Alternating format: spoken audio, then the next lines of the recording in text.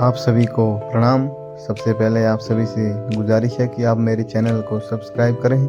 जैसा कि आपको पता है, आजकल हिमाचल प्रदेश में पंचायत चुनाव लगे हैं। उसमें पीठासीन अधिकारी के लिए एक महत्वपूर्ण दस्तावेज होता है, उसकी डायरी, जो कि उसे सही ढंग से भरनी पड़ती है।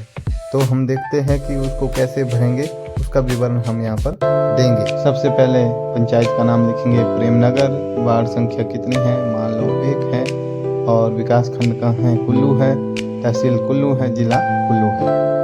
मतदान का दिनांक लिखेंगे जिस दिन चुनाव हो रहे हैं, 26/5/2026। उसके बाद मतदान केंद्र की संख्या यहाँ पर लिखी है मैंने 33। उसके बाद मतदान स्थल किस प्रकार के भवन में स्थित है, सरकारी है या अर्ध सरकारी है, निजी या अस्थायी निर्माण है। तो यहाँ पर मैंने कर दिया है सरकारी। अगला है कि पीठासीन अधिकारी ने किसी नए पोलिंग अफसर की नियुक्ति की होगी तो उसका विवरण यहाँ पर देना होगा, अन्यथा इसे नील करेंगे। आगे है मतपेटियों की संख्या कितनी यूज हुई, वो है 2। अभ्यर्थी और निर्वाचन अभिकर्ताओं के नाम जो मतदान केंद्र पर उपस्थित हो, मान लो यहाँ पर आप लिखेंगे अभ्यर्थी का नाम और उसके पोलिंग एजेंट का नाम। अगला है निर्वाचन क्षेत्र के लिए जारी किए गए मतपत्रों की संख्या, प्रत्येक कार्यालय के लिए अलग अलग। यहाँ पर प्रधान के लिए आपको कितने मिले थे, उप प्रधान के लिए आपको कितने मिले थे, सदस्य के लिए कितने मिले थे। कई जगह जो है सदस्य अनपोज रखा जाता है, तब यहाँ पर सदस्य के हम नहीं भरेंगे, तो यहाँ पर हम प्रधान और उप प्रधान के भरेंगे। जैसे मैंने लिखा है क्रम संख्या 1 से 100, तो कुल होगा 100। प्रधान के लिए भी ऐसा ही आएगा, उप प्रधान के लिए भी ऐसा ही रहेगा, क्योंकि पंचायत में जो इलेक्शन होते हैं वो वार्ड वाइज होते हैं। हम जो है किसी वार्ड में जाते हैं और वहाँ पर चुनाव करवाते हैं। हमें एक मतदाता सूची मिलती है जिसमें बताया गया होता है कि इस वार्ड में कुल कितने वोट हैं, तो यहाँ पर जैसे मैंने लिखा है 100। अगला है रद्द किए गए मतपत्रों की संख्या। यदि आपने कुछ ऐसे बैलेट पेपर प्राप्त किए जो कि फटे हुए हैं या किसी पे मोहर नहीं लगी है, तो उनकी संख्या लिखनी पड़ेगी, नहीं तो आप उसमें नील करेंगे। आगे है मतदान करने वाले मतदाताओं की संख्या। ठीक है जी, यहाँ पर मैंने लिखा है 40 पुरुष और महिला लिखे मैंने 60, टोटल लिखे मैंने 100। मैंने यहाँ पर 100% वोटिंग बताई है। कई जगह पर जो ऐसा नहीं होता है, तो यहाँ पर महिला हो सकती है 40, तो टोटल हो सकता है हमारा योग 80। अगला है चुनौती किए गए मत। यदि ऐसे मत आते हैं तो आप उनकी संख्या लिखेंगे, नहीं तो आप नील करेंगे।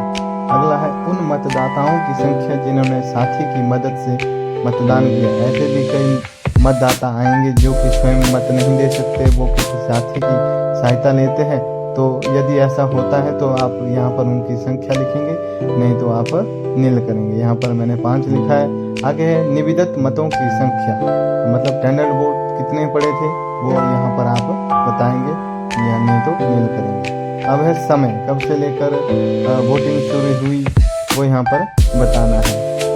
7 से 9 बजे तक 50 हुई और 9 से 11 बजे तक 20 हुई।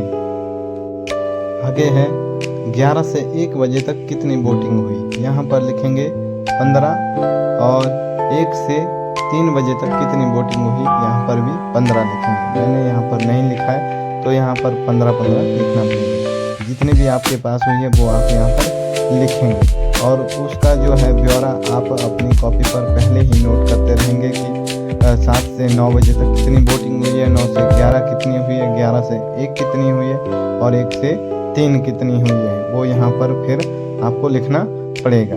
क्या मतदान को दंगा, खुली हिंसा या प्राकृतिक विपत्ति के कारण रुकावट या व्यवधान उत्पन्न होने पर रद्द किया जाना आवश्यकता था, पूरा विवरण दें, नहीं तो नील करें।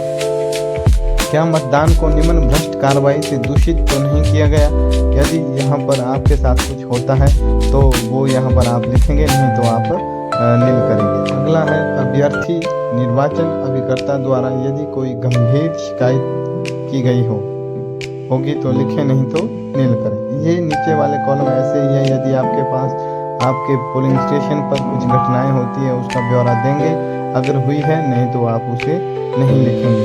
तो यहाँ पर स्थान लिखेंगे और उस दिन का दिनांक लिखेंगे और साथ में आप अपनी साइन करेंगे।